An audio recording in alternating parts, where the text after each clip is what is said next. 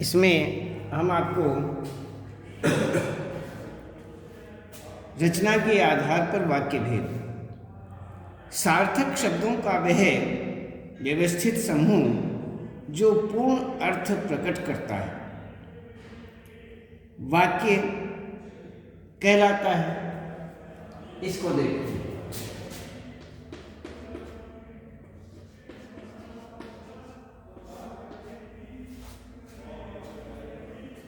सार्थक शब्दों का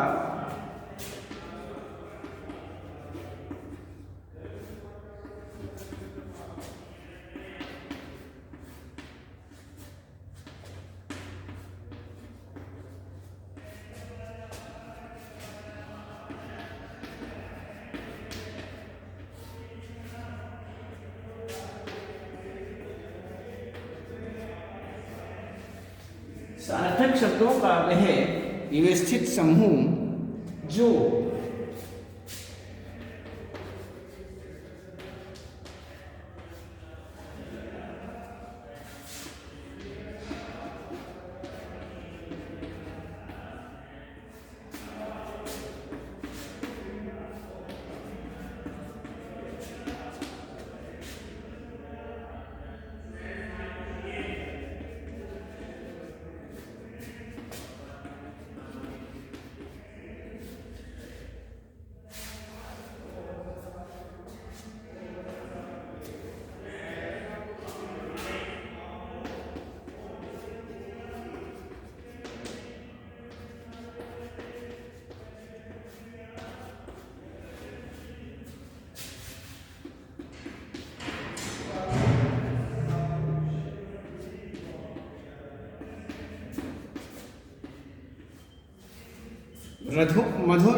मधुरिमा विद्यालय जाती है।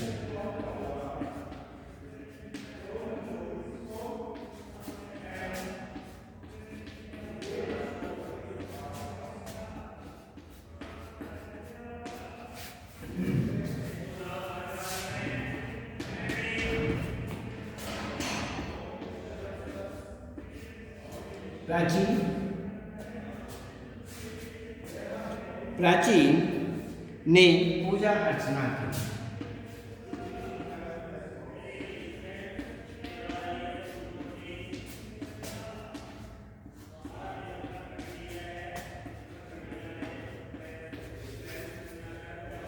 इसमें यह कि सार्थक शब्दों का वह व्यवस्थित समूह जो पूर्ण अर्थ प्रकट करता है, वाक्य कहलाता है। जैसे मधुरिमा विद्यालय जाती है, प्राची ने पूजा अर्चना की, पक्षी आकाश में उड़ते हैं, शुभम बाजार जाता है। ये सारे के सारे वाक्य जो हैं ये सार्थक वाक्य कहे जाते हैं। कर्ता क्रिया आदि इसमें पूर्ण रूप से दिखाया गया है। तो इसमें ये हुआ हमारा अर्थ भी प्रकट कर रहा है, पूर्ण अर्थ दे रहा है, इसलिए ये वाक्य हुआ। तो प्राची जो है पूजा अर्चना कर रही है, मधुरिमा जो है विद्यालय जा रही है। तो ये पूर्ण अर्थ प्रकट करने वाले वाक्य, और जिसमें और ये व्यवस्था भी है, व्यवस्थित रूप में कर्ता क्रिया कर्म के आधार पर यहाँ पर ये जो शब्द रखे गए हैं, ये एक ऐसा समूह बना दिया गया जो व्यवस्थित समूह है, और ये अर्थ सहित भी है, पूर्ण अर्थ भी दे रहा है, प्रकट कर रहा है।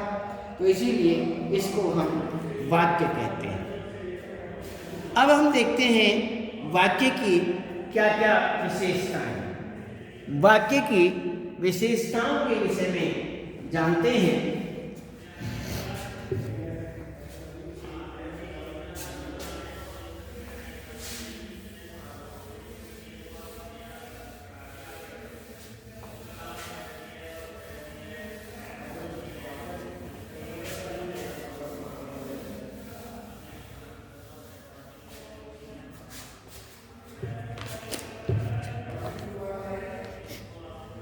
वाक्य की जो विशेषताएं हैं, किसी भी वाक्य में निम्नलिखित विशेषताएं होनी चाहिए। वाक्य में प्रयुक्त हर शब्द का कुछ न कुछ अर्थ होना चाहिए।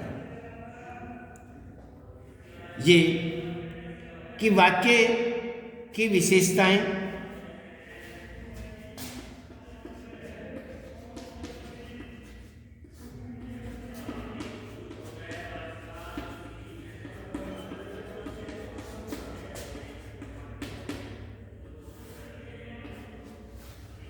वाक्य की विशेषताएं, वाक्य में प्रयुक्त जो भी शब्द हैं उनका कोई न कोई अर्थ होना चाहिए, निरर्थक शब्द नहीं होना चाहिए, अर्थ कुछ न कुछ अर्थ हो। और वाक्य में प्रयुक्त प्रत्येक शब्द की आपस में संगति भी होनी चाहिए, संयोग होना चाहिए, उसमें मेल होना चाहिए। आगे कहते हैं वाक्य में पूर्ण अर्थ अभिव्यक्त करने की अक्षमता होनी चाहिए। वाक्य में पूर्ण अर्थ व्यक्त करने की क्षमता, जो वाक्य हमारा है वह वाक्य में वो क्षमता होनी चाहिए कि वह पूर्ण अर्थ को व्यक्त करता हो, अभिव्यक्त करता हो। तो आगे कहते हैं कि वाक्य के शब्दों का एक निश्चित क्रम होना चाहिए, जो हिंदी भाषा के अंतर्गत जो शब्दों का वाक्य बनाते समय हमने क्रम रखा हुआ है, क्रम बताया हुआ है, उस क्रम के अनुसार ही हम शब्दों को रखें और उन वाक्यों को बनाएं। तो वाक्य के अंतर्गत क्रमानुसार ही, क्रम के आधार पर ही यहाँ पर निश्चित क्रम होना चाहिए, शब्दों का निश्चित क्रम हो। और सामान्यतया हिंदी में पद क्रम इस प्रकार से रखे जाते हैं। कैसे रखे जाते हैं?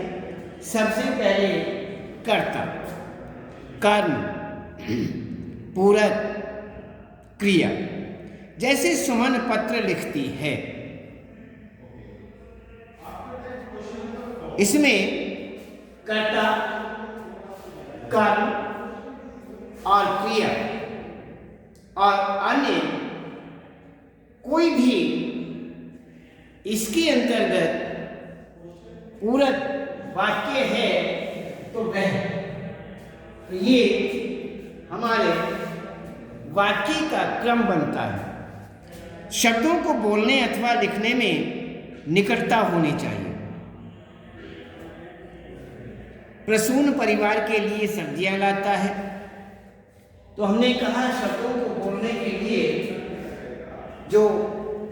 के लिए अर्थात अथवा लिखने में निकटता होनी चाहिए। ये नहीं कि वह बहुत देर से उनमें निकटता होनी चाहिए, समीपता होनी चाहिए। तो इसी प्रकार से ये हुए हमारे वाक्य की विशेषताएं जो कि होनी चाहिए। अब हम देखते हैं वाक्य के अंग।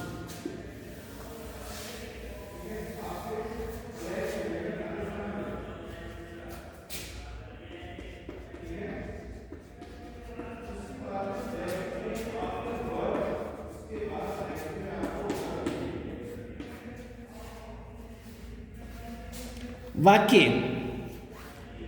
के अंग, वाक्य के दो अंग माने जाते हैं, एक उद्देश्य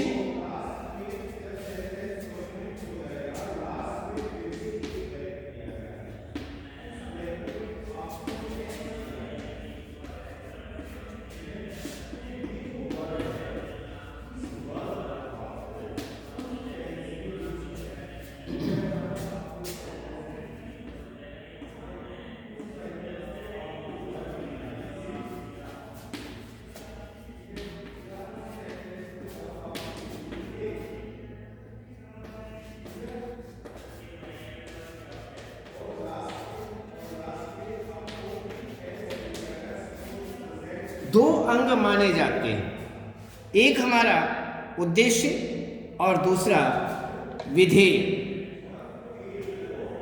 तो उद्देश्य वाक्य में जिसके बारे में कुछ कहा जाए या बताया जाए उसे उद्देश्य कहते हैं।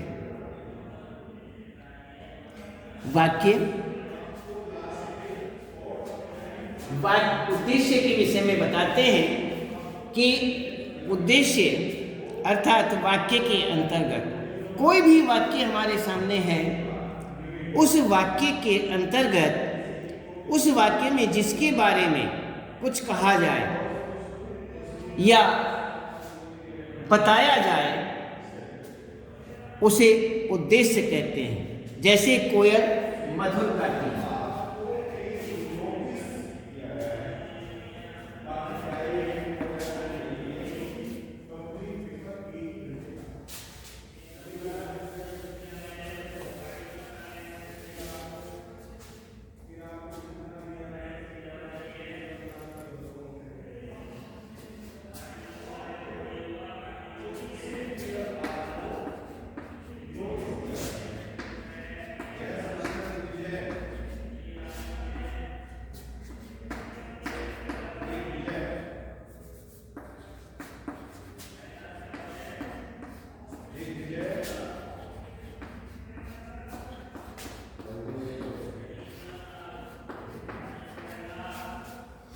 कोयल मधुर गाती है। इसमें उद्देश्य कोयल शिवांग चित्र बनाता है।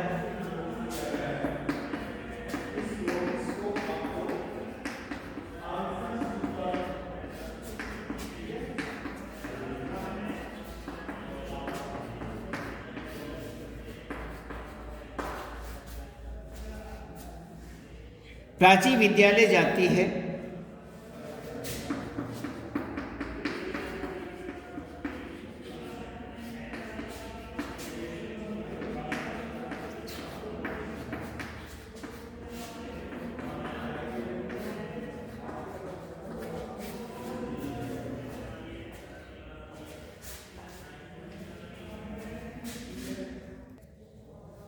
तो इसमें कोमल मधुर गाती है। मधुर कौन गाती है? कोयल। कोई भी आ सकता है, कोमल भी हो सकती है। वैसे कोयल पक्षी से करती है और कोमल मधुर गाती है, ये भी हो सकता है कि मधुर गाने वाली कौन है? कोमल। तो कोयल जो है वो मधुर गाती है। तो कोयल क्या हुआ? उद्देश्य। शिवांग चित्र बनाता है। तो चित्र कौन बनाता है? शिवांग। उद्देश्य। प्राची विद्यालय जाती है। कौन जाती है? कौन जाती है? प्राची जाती है। इसीलिए सारे के सारे उद्देश्य हैं, क्योंकि यहाँ पर इनमें उद्देश्य के रूप में यहाँ पर इनके विषय में बताया गया है। इन वाक्यों में कोयल, शिवांग, प्राची के विषय में बताया गया है, इसीलिए ये उद्देश्य माने जाते हैं। अब हम देखते हैं विधेय के विषय में। विधेय किसे कहते हैं? तो ये हुआ उद्देश्य जो हमने वाक्य बताया आपको। ये वाक्य कोयल, शिवांग, रमा, प्राची, ये इनके बारे में कुछ बताया जा रहा है, अतः ये ही हमारे उद्देश्य हैं। अब देखते हैं हम विधेय के विषय।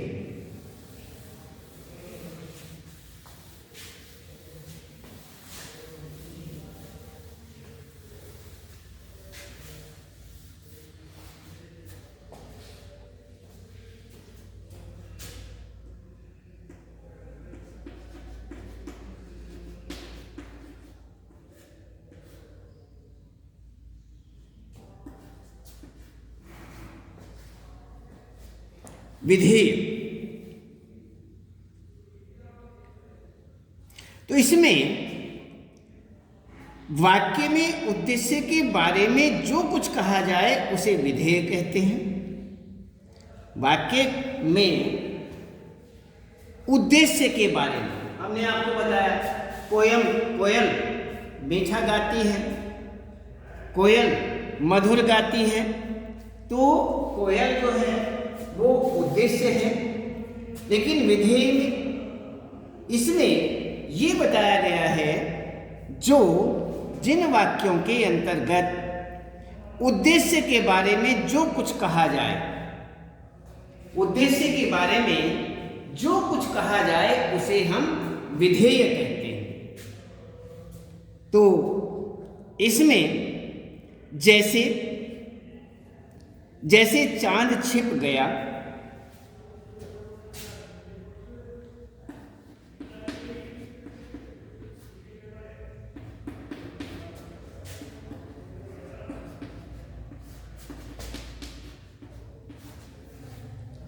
चांद जैसे चांद छिप गया, तारे आसमान में चमक रहे हैं,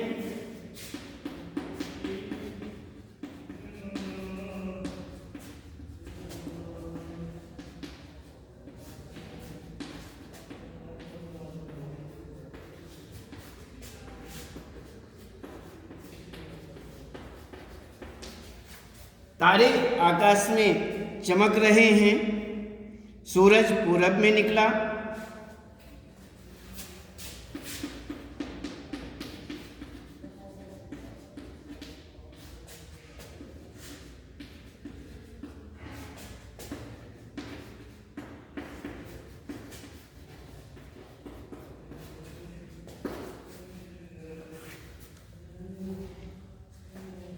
सूरज पूरब में निकला, बादल घिर आए हैं,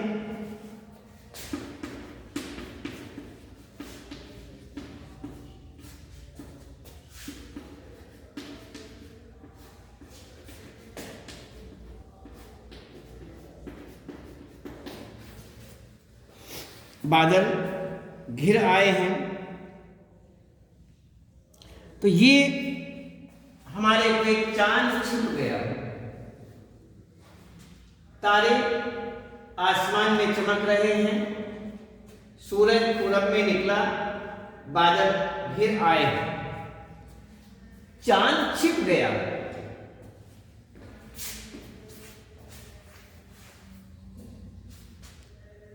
चांद छिप गया है। इसमें कौन छिप गया है? किसके बारे में छिपना बताया गया है? चांद के। आसमान में चमक रहे हैं, पूरब में निकला, छिप गया है तथा घिर आए हैं। विधेय, इसमें छिप गया है,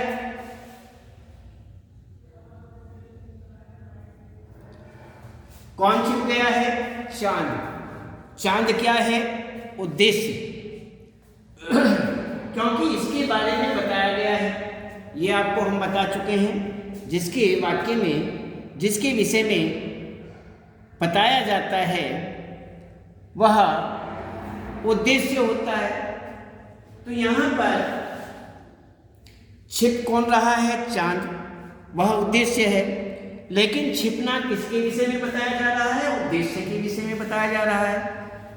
क्या बताया जा रहा है? छिप गया है।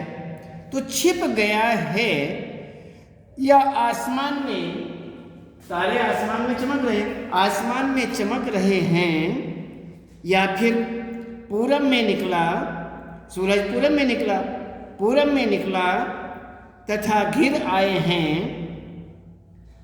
बादल घिर आए हैं, ये सारे के सारे विधेय माने जाते हैं। इन्हें हम विधेय कहते हैं। छिप गया है, आसमान में चमक रहे हैं, पूरब में निकला या घिर आए हैं, ये हमारे विधेय के रूप में माने जाते हैं। तो ये हुआ उद्देश्य और विधेय। हमने पढ़ा कि वाक्य के अंतर्गत वाक्य के अंग कितने होते हैं? वाक्य के दो अंग माने जाते हैं, उद्देश्य और विधेय। और इसमें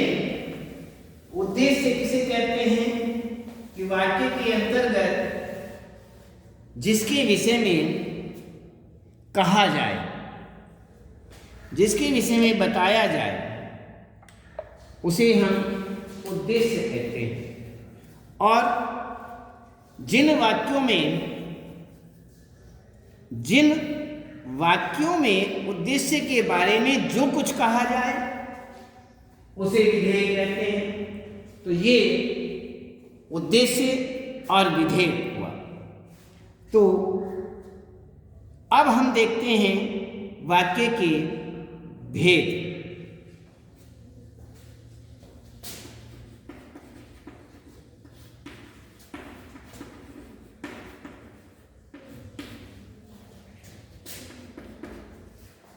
वाक्य भेद, इसमें हम वाक्यों के अंतर्गत भेद करते हैं रचना के आधार पर वाक्य भेद। रचना के आधार पर वाक्य 3 प्रकार के माने जाते हैं। सरल वाक्य के आधार पर, इसमें हम देखते हैं रचना के आधार पर वाक्य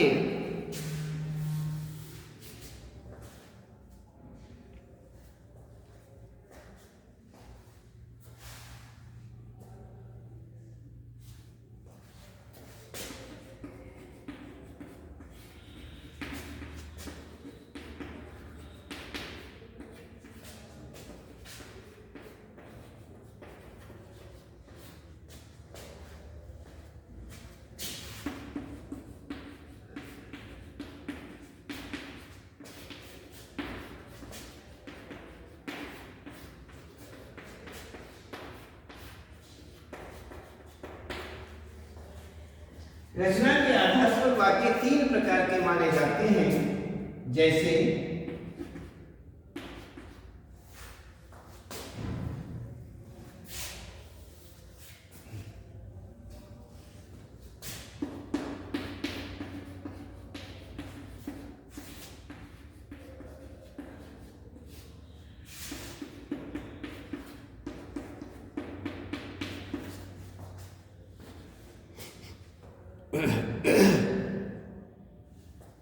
सरल वाक्य, संयुक्त वाक्य,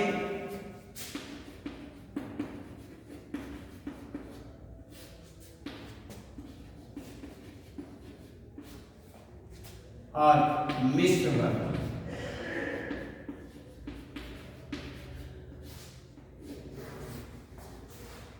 तीन प्रकार। तो सबसे पहले हम सरल वाक्यों के विषय में देखते हैं। सरल वाक्य वह स्वतंत्र उपवाक्य होता है जिसमें कर्ता, कर्म, पूरक, क्रिया विशेषण और क्रिया में से कुछ या सभी घटकों का योग होता है। इनमें एक ही क्रिया होती है। दूसरे शब्दों में इसमें एक कर्ता तथा एक क्रिया होती है। इसमें यदि हम सीधे अर्थों में देखें, जानें, तो इसमें कर्ता और क्रिया ये मानी जाती हैं।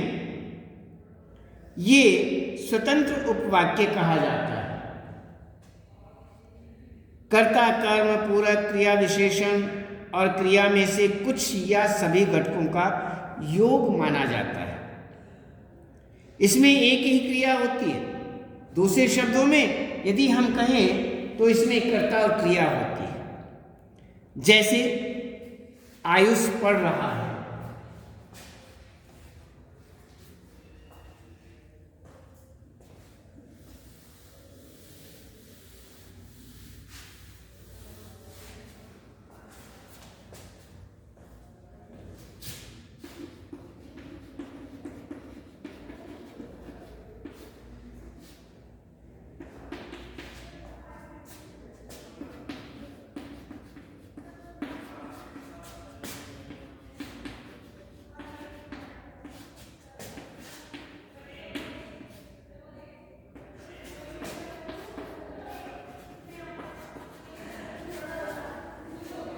आयुष पढ़ रहा है या आयुष पुस्तक पढ़ रहा है। आयुष पुस्तक पढ़ रहा है।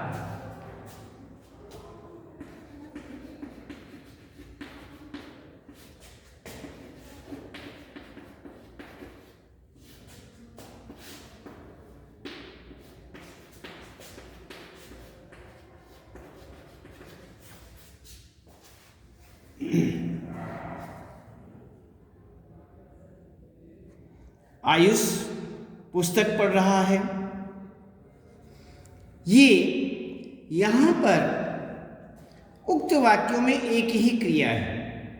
हालांकि अलग अलग वाक्यों में अलग अलग घटक हैं। जैसे आयुष पढ़ रहा है, कर्ता और क्रिया है। आयुष पुस्तक पढ़ रहा है, इसमें कर्ता, कर्म और क्रिया है। तो इस प्रकार से ये वाक्य जो हैं, ये वाक्य सरल वाक्य कहे जाते हैं। अब हम देखते हैं संयुक्त वाक्य।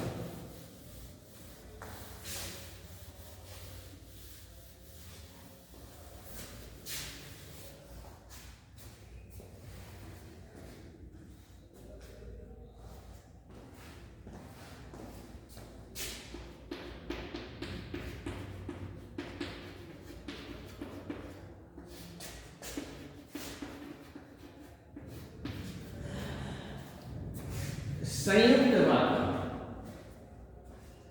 ये हमारे वाक्य संयुक्त वाक्य में दो या दो से अधिक स्वतंत्र उपवाक्य किसी समुच्चय बोधक से जुड़े रहते हैं। उपवाक्यों में समानाधिकरण का संबंध होता है और स्वतंत्र उपवाक्य भी पूर्ण अर्थ का बोध कराने में मान्य होते हैं।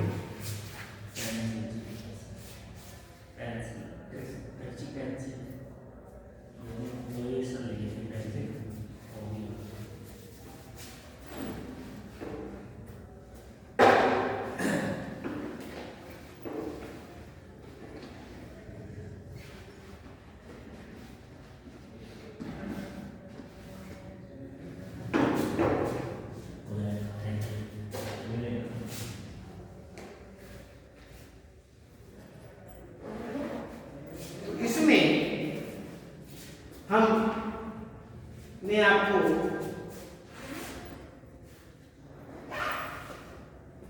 संयुक्त वाक्य के अंतर्गत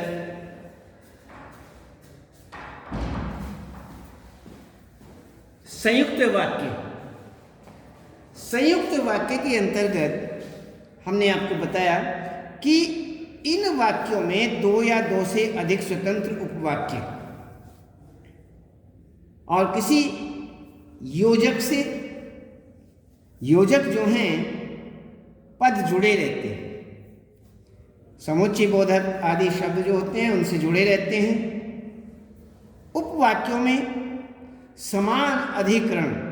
समानाधिकरण का संबंध होता है और स्वतंत्र उपवाक्य भी पूर्ण अर्थ बोध कराने में समर्थ होते हैं।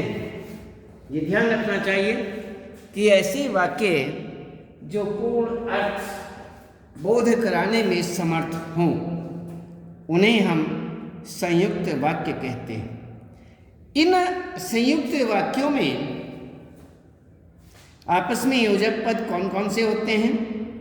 किंतु, लेकिन, पर, इसलिए, या, अथवा, तथा और आदि द्वारा ये जुड़े होते हैं। जैसे मेरे पिता आ रहे हैं और भाई इंतजार कर रहे हैं। जैसे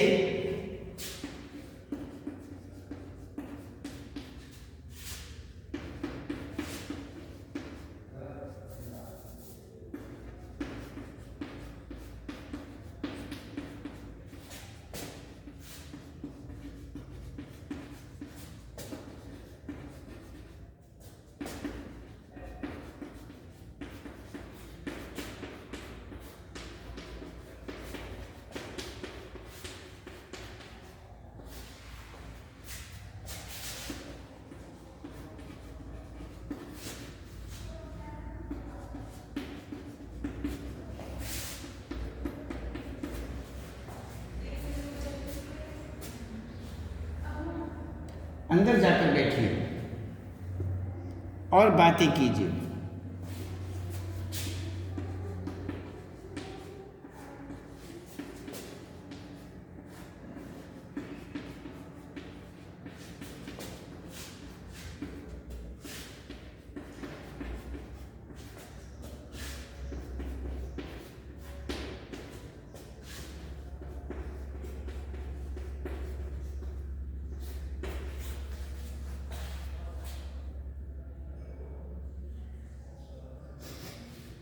इसमें ये मेरे पिता आ रहे हैं और मेरे पिता आ रहे हैं और भाई इंतजार कर रहे हैं।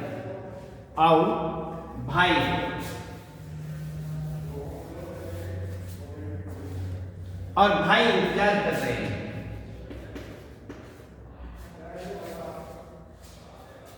अंदर जाकर बैठिए और बातें कीजिए। इसमें बहुत सारे वाक्य ऐसे बन जाते हैं, वे घर आ गए हैं किंतु थोड़ी देर ही रुकेंगे, किंतु थोड़ी देर ही रुकेंगे। मोहन की शैक्षिक योग्यता स्नातक है या स्नातकोत्तर। राम दिल्ली जाएगा अथवा श्याम वहां से आएगा। आज परीक्षा है इसलिए विद्यालय जा रहा हूं। तो इसी प्रकार से यहाँ पर ये हमारे वाक्य संयुक्त। इसके बाद आज हम केवल आपको इतना ही बता रहे हैं और कल बताएंगे।